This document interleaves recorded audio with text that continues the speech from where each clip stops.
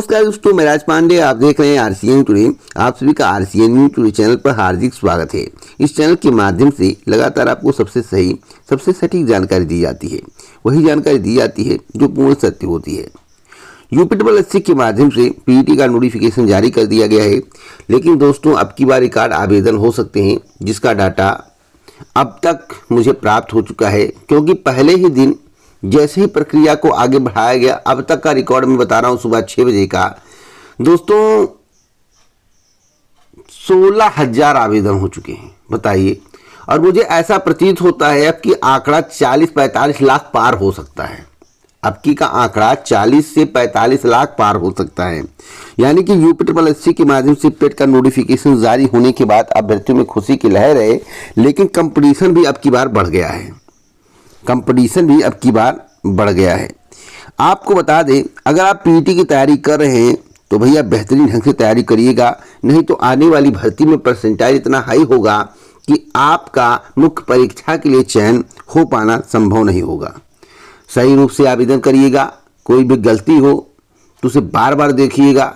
देखने के बाद ही फॉर्म को सबमिट करिएगा। एक ही बार आपको संशोधन का अवसर मिलेगा, बार बार संशोधन का अवसर नहीं मिलेगा। अब मैं बात करता हूं सीटेट 2023 को लेकर। दोस्तों सीटेट 2023 का प्री एडमिट कार्ड जारी कर दिया गया है। केंद्रीय माध्यमिक शिक्षा बोर्ड ने केंद्रीय शिक्षक पात्रता परीक्षा यानी कि सीईटी 2023 की प्री एडमिट कार्ड जारी कर दिया है। सीटेट अगस्त 2023 में शामिल अभ्यर्थी अपना प्री एडमिट कार्ड सीटेट के अधिकारिक वेबसाइट पर जाकर डाउनलोड कर पाएंगे।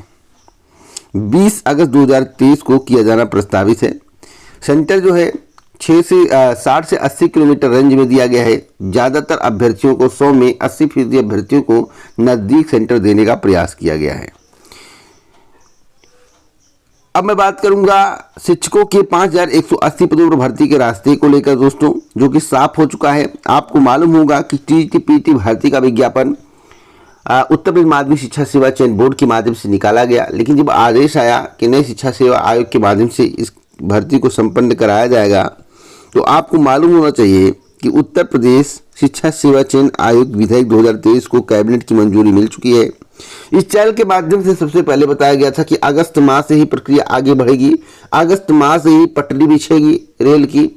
और देखिए दोस्तों, अगस्त के पहले सप्ताह में ही रेल की पटरी बिछ गई। और यह भी मेरे द्वारा बताया गया था कि रेल की पटरी बिछ जाने से यह नहीं हो जाता है कि उस पर ट्रेन चल रही है भैया, तो ट्रेन चलाने के लिए भी वक्त लगेगा। यानी कि सदस्यों की नियुक्ति होगी, अध्यक्ष आएंगे, उसके बाद पैसेंजर बैठेंगे। पैसेंजर के तौर पर जो है जो टीटीपीटी भर्ती में अभ्यर्थी सम्मिलित होने वाले हैं, वह पैसेंजर के तौर पर उन्हें मानता हूँ, उनकी गाड़ी जो है अक्टूबर माह से सही रूप से आगे बढ़नी शुरू हो जाएगी। मेरी करंट की जानकारी के अनुसार सबसे पहले असिस्टेंट प्रोफेसर भर्ती परीक्षा का आयोजन किया जा सकता है।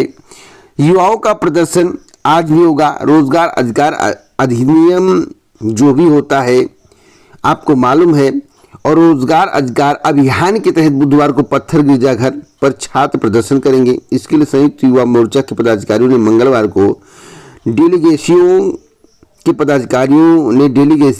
कोचिंग संस्थानों एवं छात्रों से वार्ता की है, संपर्क किया है, अपील की है कि इसमें भागीदार बने।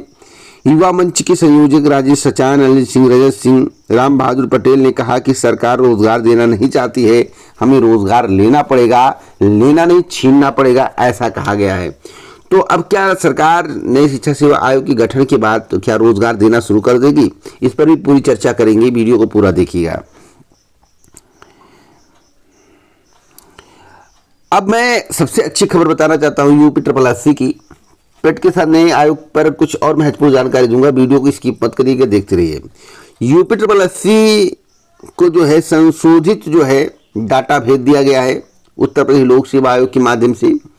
दोस्तों विज्ञापन आपको बहुत जल्द देखने को मिल सकता है। इस महीने के अधिकतम, मैं अधिकतम बता रहा हूँ, नहीं तो कह दे कि 15 तारीख को आ गया, 20 तारीख को आ गया, तो आपने कहा था कि लास्ट में आएगा अधिकतम। तो अधिकतम मतलब समझिए कि उससे पहले अगस्त के एंड तक संभावना है कि किसी भी हाल में एग्रीकल्चर टेक्निकल असिस्टेंट भर्ती का विज्ञापन आ जाए। अधिकतम उससे पहले कभी भी आ सकता है।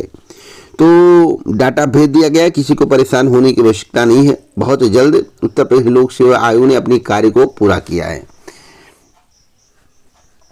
3466 पदों पर भर्ती आ सकती है, उसी के आसपास आ सकती है, जो भी इंस्पेक्टर संभावित जानकारी मैं आपको दे रहा हूं। अब मैं बात करूंगा एक और महत्वपूर्ण खबर के बारे में, यूपी टेट के बारे में। देखिए, यूपी टेट का भी रास्ता लगभग साफ माना जा रहा है, क्योंकि उत्तर प्रदेश में यूपी टेट होना बहुत ज़रूरी है। उसके बाद प्राथमिक शिक्षक भर्ती आएगी। यूपी टेट के पहले प्राथमिक शिक्षक भर्ती देने की प्लानिंग नहीं चल रही है। सुपर टेट होगा, अभ्यर्थी तैयारी करेंगे और जो अपेयरिंग में होंगे उनका भी भला हो सकेगा। मैं आप सभी को स्पष्ट रूप से बताना चाहता हूं, सरकार जो प्लानिंग कर रही है दोस्तों, अगर आपने प्रयास नहीं किया तो 24 के पहले तो विज्ञापन नहीं आ पाएगा। अगर आप प्रयास निरंतर जारी रखेंगे, जैसे आप लोग जारी रखे हुए हैं, तो संभावना प्रबल है कि नई प्राथमिक शिक्षक भर्ती 2024 लोकसभा चुनाव के पहले ही आपको देखने को मिल जाए। यूपी टेट के नोटिफिकेशन की अगर हम बात करें तो यूपी टेट के नोटिफिकेशन को लेकर बड़ी अपडेट मुझे प्राप्त हुई है। अक्टूबर माह से जो आवेदन लिए जा सकते हैं, यूपी टेट के आवेदन जो है अक्टूबर माह से लिए जा सकते हैं और नए साल पर इसकी परीक्षा कंडक्ट कराई जा सकती है। अधिकतम मैं अक्टूबर बता रहा हूं, इसलिए पहले पगलाइएगा मत, पहले आप बातों को ध्यान से सुनिएगा, नहीं तो अनाप शनाप कमेंट करेंगे तो मैं आपको ब्लॉक कर दूंगा, कोई फायदा नहीं मिलेगा। मैं जो कह रहा हूं उसे ध्यान से सुनिए, मेरी बातों को मौज के साथ सुनिए, मस्ती के साथ सुनिए, क्योंकि मैं उसी तरह से बोलता हूं जो आपको पसंद आता है। तो मैं आपको बता दूं, यूपी टेट की परीक्षा जो है नए साल पर आयोजित की जा सकती है। साथ साथ जो करंट की जानकारी मुझे प्राप्त हुई है कि अक्टूबर माह में नोटिफिकेशन जारी करके आवेदन लिए जा सकते हैं अधिकतम। एक और खुशखबरी मैं आपको देना चाहता हूं, जैसा कि आपको मालूम होगा कल कैबिनेट की बैठक थी और कैबिनेट में कई प्रस्ताव पर मुहर लगा है। राज्य सरकार ने एक और प्रस्ताव पर मुहर लगाया है। राज्य सरकार ने अपनों के नाम पर 5,000 रुपये के स्टाम्प पर रजिस्ट्री करने की सुविधा एक बार फिर से देने का फैसला किया है। एक संपत्ति पर इस सुविधा का लाभ लेने पर 5 साल तक इसका लाभ नहीं मिलेगा। तो अब तक की सबसे बड़ी खबर मैं आपको बता रहा हूं, जो कि आपके लिए बहुत ही महत्वपूर्ण है।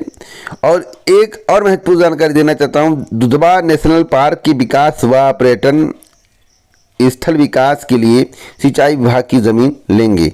अब बिहार की खबर दे दूं, बिहार के संबंध में आपको जानकारी होना आवश्यक है। बिहार में जो जाति जनगणना हो रहा है, जिसका विरोध भी किया जा रहा है, पटना हाईकोर्ट ने मंगलवार को बिहार में जाति जनगणना जारी रखने को मंजूरी देते हुए कहा कि यह प्रक्रिया उचित तरीके से शुरू की गई है और पूरी तरह वैध है। इसके साथ ही कोर्ट ने जाति जनगणना के खिलाफ दायर सभी याचिकाओं को खारिज कर दिया। हालांकि याचिकाकर्ताओं ने इसके खिलाफ शीर्ष अदालत का रुख करने की बात कही है। तो करिए, कोई बात नहीं है। जाति जनगणना होने में आपको कौन सा कष्ट है? किसी को कौन सा कष्ट है? जाति जनगणना होनी चाहिए, ऐसा पब्लिक का भी कहना है। तो मैं आपको सबसे ऑथेंटिक जानकारी दे रहा हूँ। अगर आपको